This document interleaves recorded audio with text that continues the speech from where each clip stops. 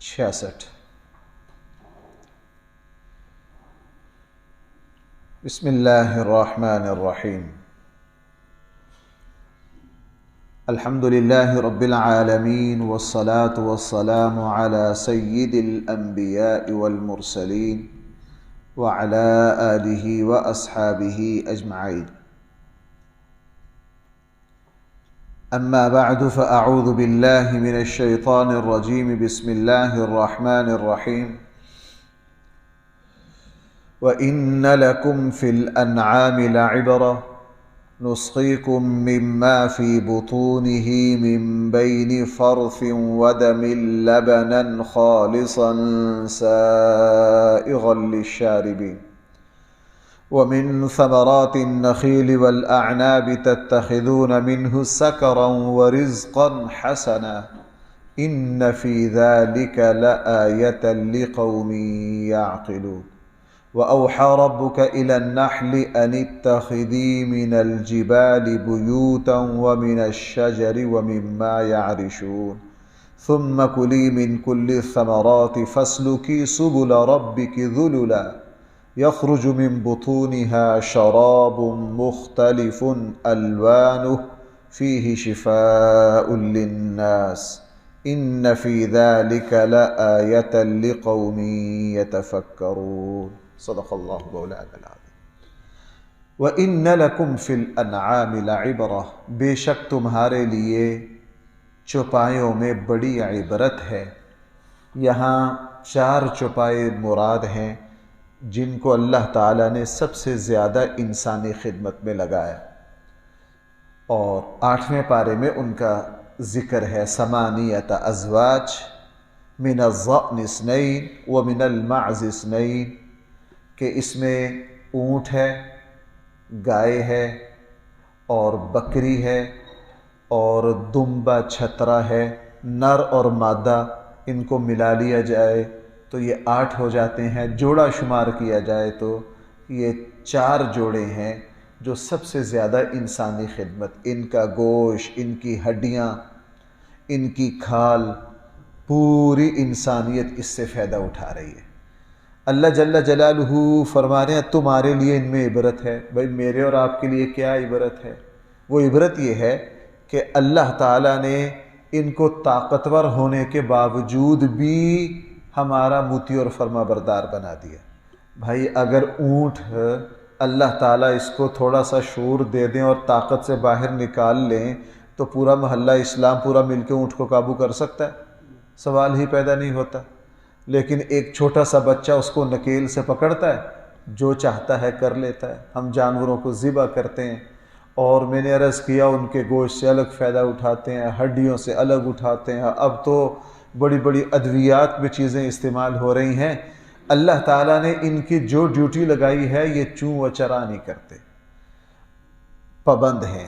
اور پچھلی صورت میں ابھی گزرا، پچھلی صورت میں نہیں اسی صورت میں گزرا کہ جو پچھلا سبق ابھی آیا تھا جہاں 2 رکوع پہلے کہ زمین و آسمان کی ہر چیز بھائی سجدہ ریز ہے کس کے سامنے؟ اللہ کے سامنے۔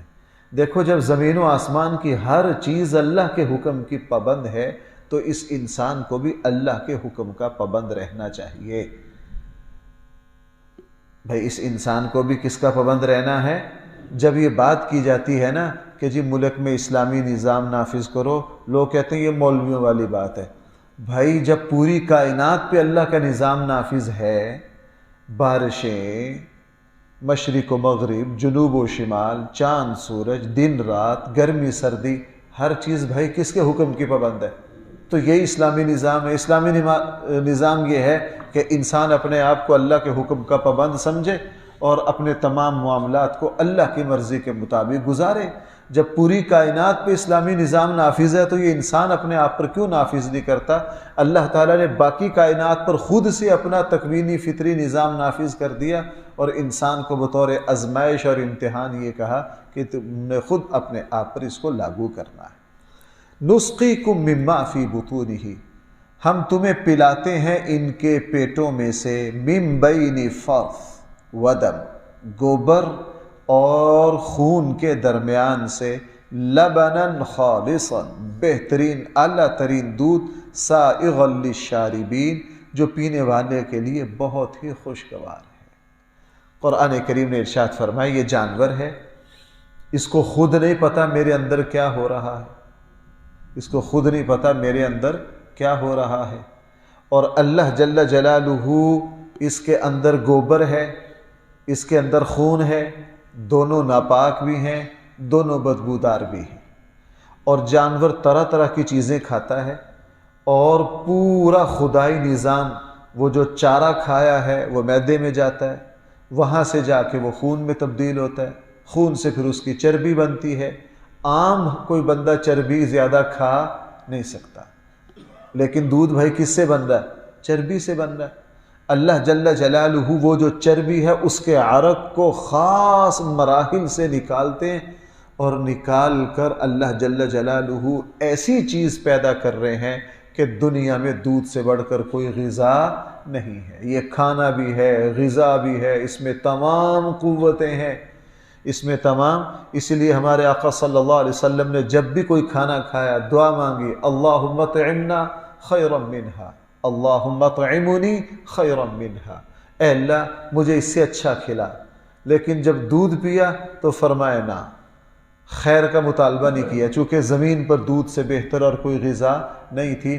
فرمایا کہ اے اللہ اللہم بارک لنا فیہ وزدنا من، اے اللہ ہمیں دودھ میں برکت دے دیجئے اور اس میں اور اضافہ کر دیجئے۔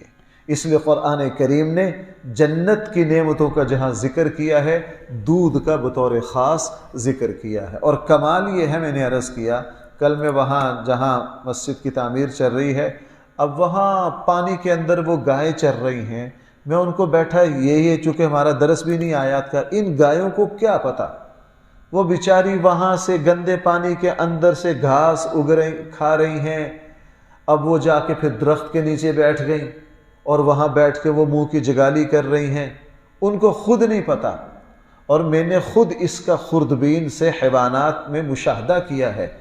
کراچی میں ایک ادارہ ہے وہ اس چیز پر بہت ریسرچ کرتا ہے، میں نے وہاں سسٹم دیکھا، پورا ایکس رے مشینیں لگی ہیں، گائے چارہ کھلا کے بیٹھ گئی ہے، وہ کر رہی ہے، ابھی تک وہ کیسے وہاں سے منتقل ہو رہا ہے، اور پھر وہ چربی سے کس طرح نکل کے اس کے پستانوں میں آ رہا ہے۔ اور اللہ جل جلالہ نے وہ جو تھنوں کی جو چربی ہے وہ 2 کلو ہوگی، 3 کلو ہوگی، لیکن وہ دنیا کا اتنا بڑا پلانٹ ہے کہ وہ سارے جسم کے عرقیات کو لاتے اور لاتے وہاں سے ایسا مشروب نکالتے ہیں کہ انسان کبھی بھی اس دودھ سے بے نیاز نہیں ہو سکتا۔ حقیقت بھائیو یہ ہے، ہم اللہ تعالیٰ کی قدرت پر غور نہیں کرتے۔ اللہ تعالیٰ کی قدرت پر غور کرنے سے انسان کو ایسی معرفت، مثلا اس وقت یہ جو صبح کی ٹھنڈی ہوا ہے، دنیا ایڈی چوٹی کا زور لگا لے اس ٹھنڈی فضا کو پیدا کر کے دکھائے۔ ابھی گرمی کی جتنی شدت تھی، اگر اللہ تعالیٰ یہ نظام موسم کو تبدیل نہ کرے، ساری دنیا مل کر موسم کو تبدیل کرے۔ لوگوں نے بڑے بڑے ایٹم بنا لیے، لیکن ان کے یہاں دن رات کا جو کمی زیادتی تھی اس کو نہ روک سکے، اس لیے قرآن یہاں کہہ رہا ہے وَإِنَّ لَكُمْ، مجھے اور آپ کو خطاب ہے، یقیناً تمہارے لیے فِي الْأَنْعَامِ لَعِبْرَةً، ان جانوروں میں بڑی عبرت ہے۔ نُسْقِيكُم مِّمَّا فِي بُطُونِهِ، ہم تمہیں پلاتے ہیں ان کے پیٹوں سے، مِن بَيْنِ فَرْثٍ وَدَمٍ لَبَنًا خَالِصًا، لیت، گوبر اور خون کے درمیان سے، لبناً خالصا، ایسا بہترین دودھ، سائغا للشاربین، جس سے بڑھ کر جو پینے والے کو بہت خوشگوار اور بہت لذت دیتا ہے۔ اور بھائی یہیں سے سمجھ میں آ گیا کہ اللہ تعالیٰ نے ایک بچے کے پیدا ہوتے ہی اپنی اس کی ماں کے جسم سے ایسی غذا کا انتظام کیا کہ دنیا میں اس سے بڑھ کر کوئی اور غذا ہو نہیں سکتی۔ بہت کوشش کی، سوال ہی پیدا نہیں ہوتا، قرآن کی بات کو ماننا پڑا۔ اس وقت غیر مسلم ڈاکٹر سارے زور لگاتے ہیں اس پر کہ ماں بچے کو دودھ پلائے۔ اللہ نے اس میں کچھ ایسی برکت رکھی، اس لیے بھائیو اللہ تعالیٰ نے ماں کے دودھ کا یہ احترام بھی رکھا۔ یہ احترام بھی کیوں؟ تمہیں کیا پتا ہم نے تمہارے لیے کیا پیدا کیا۔ 2 سالہ مدت میں کوئی بچہ کسی عورت کا دودھ پی لے، وہ ہمیشہ کے لیے اس کی ماں ہوگی۔ بھائی وہ ہمیشہ ہمیشہ کے لیے کیا ہو گئی؟ حرمت رضاعت ثابت ہو گئی کہ نہیں؟ ثابت ہو گئی۔ تم کیا سمجھتے ہو یہ 1-2 قطرے ہیں، یہ 1-2 گھونٹ ہیں؟ تمہیں کیا پتہ اس کے پیچھے اللہ کا کیا نظام ہے؟ جس بچے نے 2 سالہ مدت میں کسی بھی عورت کا دودھ پی لیا، وہ عورت اس کی ماں کی طرح ہو گئی، وہ ماں ہے، اور اس کا شوہر اس کا والد ہے، اور اس عورت کی جو اولاد ہے وہ اس کے بہن بھائی ہیں۔ اس لیے بھائی رسول اللہ صلی اللہ علیہ وسلم کا جسمانی بہن بھائی تو کوئی نہیں ہے۔ بھئی حضور اللہ کے نبی اکلوتے ہیں نا، کوئی بہن بھائی نہیں ہے، لیکن اللہ کے نبی کے رضائی بہن بھائی بہت زیادہ ہیں، دودھ شریک بہن بھائی اللہ کے نبی کے بہت زیادہ ہیں۔ حضرت حمزہ رضی اللہ عنہ چچا بھی ہیں، اور رسول اللہ صلی اللہ علیہ وسلم کے رضائی بھائی بھی ہیں۔ حضرت ام سلمہ کے جو پہلے شوہر تھے وہ رسول اللہ صلی اللہ علیہ وسلم کے رضائی دودھ شریک بھائی ہیں۔ حضرت حلیمہ سعدیہ کی ساری اولاد جو ہے وہ رسول اللہ صلی اللہ علیہ وسلم کے رضائی بہن بھائی ہیں۔ تو اللہ تعالیٰ نے اس نعمت کا ذکر کیا۔ آگے فرمایا وَمِن ثَمَرَاتِ النَّخِيلِ۔ میں نے کل کے درس میں عرض کیا تھا کہ یہ 2.5-3 رکوع مسلسل اللہ کی نعمتوں کا ذکر آئے گا، اور کل میں نے 5 مقصد بیان کیے تھے کہ ہمیشہ ان کو یاد رکھنا۔ وَمِن ثَمَرَاتِ النَّخِيلِ، اور ہم نے پھلوں میں سے تمہارے لیے کھجور کو پیدا کیا، وَالْأَعْنَابِ، اور انگور کو پیدا کیا۔ کھجور کے بارے میں رسول اللہ صلی اللہ علیہ وسلم نے فرمایا کہ یہ تمہارے لیے سب سے زیادہ طاقت دینے والی، تمہاری قوتوں کو بحال کرنے والی کھجور ہے۔ اللہ کے نبی کو اس لیے کھجور بہت پسند تھی، اور رسول اللہ صلی اللہ علیہ وسلم نے فرمایا جس گھر میں کھجور موجود ہو وہ گھر والے یہ نہ سمجھے کہ ہمارے گھر میں رزق نہیں ہے، ہمارے گھر میں رزق نہیں ہے۔ اور اللہ تعالیٰ نے دیکھو انسان بھائی جو چل رہا ہے نا وہ اعصاب پر چل رہا ہے۔ کس پر چل رہا ہے؟ اعصاب پر۔ جیسے ہمارے یہاں بھی یہ لائٹیں جل رہی ہیں، اب کوئی بے وقوف اس بلب کو دیکھ کر کہہ دیا یار اس بلب میں بڑا کمال ہے۔ کہاں کمال ہے؟ وہ ایک نہ نظر آنے والی تار ہے پیچھے، اس کو کاٹ دیا جائے تو یہ بلب کیا کرے گا؟ کچھ بھی نہیں کرے گا۔ پیچھے ایک وائرنگ کا پورا سسٹم ہے، پیچھے پھر باہر کا بڑا نظام ہے، پھر پیچھے ٹرانسفارمر لگے ہوئے ہیں، وہاں سے پیچھے باپٹا پورا ایک نظام ہے۔ انسان چلتا پھرتا ہے نا، اس لیے اللہ تعالیٰ کو بھائی غرور سے بڑی نفرت ہے، غرور سے بڑی نفرت ہے۔ یہ سمجھتا میں اپنی طاقت پر چل رہا ہوں۔ اللہ تعالیٰ نے اعصاب کا نظام ایسا رکھا ہے، 1 منٹ میں اللہ تعالیٰ اس کے اعصاب کو جام کر دیں، اعصاب کمزور ہو جائیں تو بھائی انسان کیا ہو جاتا ہے؟ بالکل عاجز و بیکار ہو جاتا ہے۔ میں ابھی سنا رہا تھا، مجھے ایک جگہ میں گیا، ایک دوست نے مجھ سے دعا کی، درخواست کی کہ جی میری والدہ کے لیے دعا کر دیجئے۔ کیا مسئلہ ہوا ہے؟ کہنے لگے جی فلاں جگہ ہسپتال میں وہ کام کرتی ہیں، گھر آئی ہیں، گرمی تھی شدید، بس کوتاہی ہوگی، جلدی جلدی فریج سے ٹھنڈا پانی نکالا، ایک گلاس پیا، وہ اس خطرناک طریقے سے لگا کہ ان کا جو جسم کا آدھا حصہ ہے وہ بیکار ہو گیا۔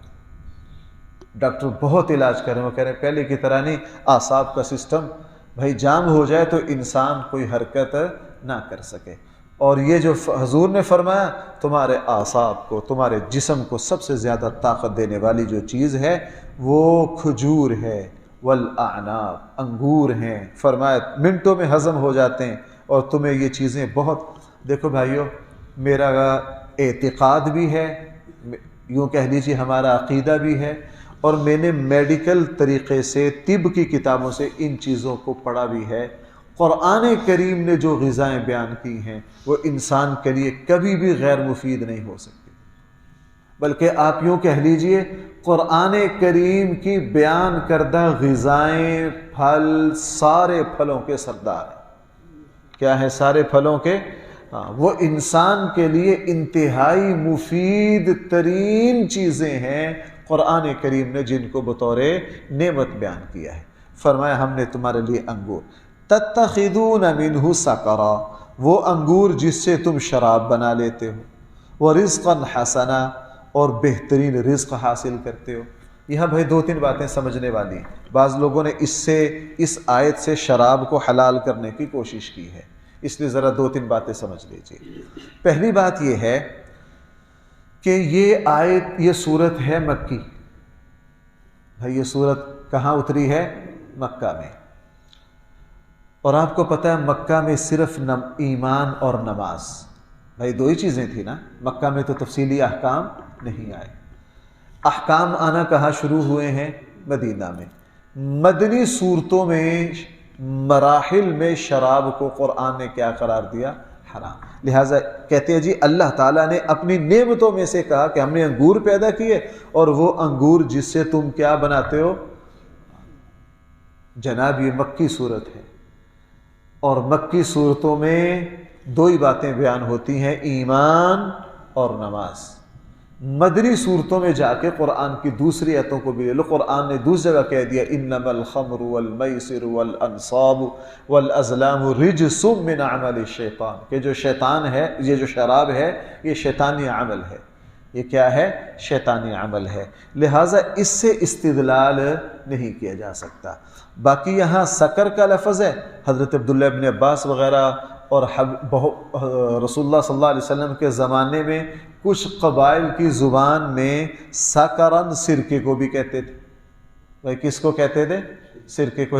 اس لیے حضرت عبداللہ ابن عباس فرماتے ہیں سکر سے مراد سرکہ ہے، کہ وہ انگور جس سے تم کیا بناتے ہو؟ سرکہ بناتے ہو۔ اور قرآن دیکھو، اس کے اللہ کے کلام، ہمارا چونکہ ہم عربی سے ماہر نہیں ہے بھائی، جو قرآن کی فصاحت و بلاغت ہوتی ہے نا، میں درسوں میں ان کو بالکل نہیں چھیڑتا، وہ ایسی لطف والی چیزیں ہیں عام بندے کی سمجھ میں وہ آنے والی نہیں۔ ہمارے الحمدللہ یہاں لائبریری میں 2-4 اس موضوع پر عربی کی ایسی عظیم کتابیں ہیں، ان کا موضوع ہی قرآن کی فصاحت و بلاغت ہے۔ مثلا یہاں دیکھیے، آپ تھوڑا سا محسوس کیجئے، پورا تو وہ جس کو گرامر کے اصولوں کا پتہ ہو، یہاں قرآن نے کہا وَمِن ثَمَرَاتِ النَّخِيلِ وَالْأَعْنَابِ، پھلوں میں سے کھجوریں اور انگور پیدا کیے، تَتَّخِذُونَ مِنْهُ سَكَرًا، جس سے تم کیا حاصل کرتے ہو؟ آگے واو لے آئے، وَالرِّزْقًا حَسَنًا، اور ہم نے تمہارے لیے اچھا رزق پیدا کیا۔ قرآن نے واو عاطفہ کے ذریعے رزقاً حسنہ کو بالکل الگ کر دیا، اس کا عطف سکر پہ نہیں ڈالا۔ اور اسی سے صاحب کشاف یہ فرماتے ہیں کہ قرآن کریم نے اس آیت میں اشارہ دے دیا کہ یہ جو شراب ہے یہ رزق حسن میں شامل نہیں ہے، یہ جو شراب ہے یہ رزق حسن میں شامل نہیں ہے، قرآن نے اس کو بالکل الگ کر کے بیان کر دیا۔ اور آگے قرآن کریم نے ارشاد فرمایا ان فی ذلک لآیۃ لقوم یعقلون، بے شک اس میں نشانیاں ہیں بھائی، کن لوگوں کے لیے؟ عقل والوں کے لیے۔ میں نے کل کے درس میں ان آیات کے جو 4 مقاصد بیان کیے تھے ان میں تھے ایک یہ بیان کیا تھا، اس لیے جگہ جگہ آئے گا ان فی ذلک لآیہ، ہر دوسری آیت کے قرآن ان فی ذلک لآیہ، اور لوگوں اس سے عبرت حاصل کرو، یہ نہ ہو مزے سے ٹیک لگا کے بیٹھے انگور کھا رہے ہو، کھجور کھا رہے ہو، جس ذات نے تمہیں دیا ہے اس کی طرف تمہاری توجہ ہی نہ جائے، اس ذات کی طرف توجہ ہی نہ جائے، مزے سے دنیا کی نعمتیں استعمال کرتے ہو، پتہ ہی نہیں جس ذات نے تمہیں یہ عطا کی ہے، اس لیے شروع میں بسم اللہ پڑھو، آخر میں اس اللہ کا شکریہ ادا کرو، اس اللہ کا کیا کرو؟ شکریہ ادا کرو۔ یہاں قرآن نے فرمایا عقل والوں کے لیے، بھائی اس میں کیا ہے؟ اچھا بھائی، اس سے پتہ یہ چلا، میں اکثر یہ مضمون پر توجہ دلاتا ہوں، اس سے پتہ یہ چلا کہ جو ان نشانیوں پر غور نہ کرے وہ عقل مند ہے، بے وقوف۔ قرآن کے اپنے معیار ہیں، دنیا کے اپنے معیار ہیں۔ بھائیو ہم نے قرآن کے معیار پر جانا ہے یا دنیا کے معیار پر؟ دیکھو ہمارے یہاں تعلیم کے اپنے معیار ہیں، جن کے پاس دنیاوی ڈگریاں ہیں، جس کو انگلش کے 3 بول آتے ہیں، انگلش کے کیا آتے ہیں؟ 3 بول آتے ہیں، آپ اس کو کیا سمجھتے ہیں؟ پڑھا لکھا۔ میرا ایک دوست کا ایک جگہ بیان تھا، ایک دوست میرے ساتھ اور تھے، میں بڑا حیران ہوا، وہ عالم تھے، انہوں نے جان بوجھ کے، موقع نہیں بنتا تھا، 8-10 جملے انگلش کے بولے۔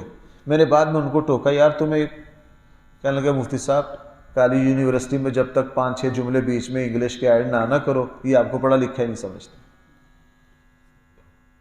اس قوم کی گراوٹ یہ ہے کہ ہمارے یہاں پڑھا لکھا ہونے کا معیار انگریز کی زبان ہے، بھائی کیا ہے؟ انگریز کی زبان ہے۔ لیکن قرآن ایسے لوگوں کو پڑھا لکھا جیسے ہمارے یہاں عقل مند، جس کو دنیا کی تمام ہیر پھیر آتے ہو، کہتے ہیں یار بڑا دانا آدمی ہے، قرآن تو کہہ رہا ہے جو کھجور کھائے، پھل کھائے، شروع میں اللہ کو یاد کرے اور یہ کہے اے میرے اللہ یہ سارا کچھ تیرا ہے، لِقَوْمِ یعقلون، قرآن ان کو کیا کہہ رہا ہے؟ عقل مند کہہ رہا ہے۔ تو بھائیو ہم نے قرآن کے معیار پر جانا ہے یا لوگوں کے معیار پر جانا ہے؟ ہم نے قرآن کے معیار پر جانا ہے، ہم نے قرآن کے معیار پر جانا۔ اور حقیقت یہ ہے، اللہ تعالیٰ یہ بات مجھے بھی سمجھائے اور آپ کو بھی سمجھائے، ہمیں اپنے دین کے معیار کو پورا کرنا ہے، ہمیں اپنے اللہ اور اپنے رسول کے معیار کو پورا کرنا ہے۔ اگر بندوں کے معیار پر جائیں گے تو بندے تو جناب آپ کی نیکیوں کا ایک کھوٹی پوڑی بھی قیمت نہیں لگائیں گے۔ اس سے بڑا بے وقوف کوئی نہیں ہے جو بندوں سے اپنی نیکیوں کی قیمت لگوائے۔ قرآن نے فرمایا ان فی ذالک، جو لوگ ان چیزوں سے عبرت لیتے ہیں، گوشت، اس میں گوشت کا ذکر آ گیا شروع میں، اس میں دودھ کا ذکر آ گیا، اور اس میں کھجور کا ذکر آ گیا، اس میں انگور کا ذکر آ گیا، اور فرمایا رزقا حسنا۔ اس لیے بھائیو ایک کام کا اہتمام کیجئے، ہم جب بھی کھانا کھائیں دعا پڑھنا نہ بھولیں، دعا پڑھنا نہ بھولیں۔ بسم اللہ الرحمن الرحیم، حدیث میں اکثر یہ ہے کہ اللہ کا نام لیجئے، سم اللہ، اسم اللہ۔ کھانا کھانے کی سب سے اعلیٰ ترین دعا ہے کیا ہے؟ بسم اللہ الرحمن الرحیم۔ وہ ہمارے یہاں بسم اللہ و علی برکت اللہ مشہور ہو گیا، اللہ تو کسی روایت میں نہیں ہے، بسم اللہ و برکت اللہ ایک دو روایات میں ہے، لیکن سب سے بڑھ کر کیا ہے؟ بسم اللہ الرحمن الرحیم۔ چونکہ حدیث میں جہاں بھی سم اللہ بھی اسم اللہ کے الفاظ آتے ہیں وہاں سے بسم اللہ مراد۔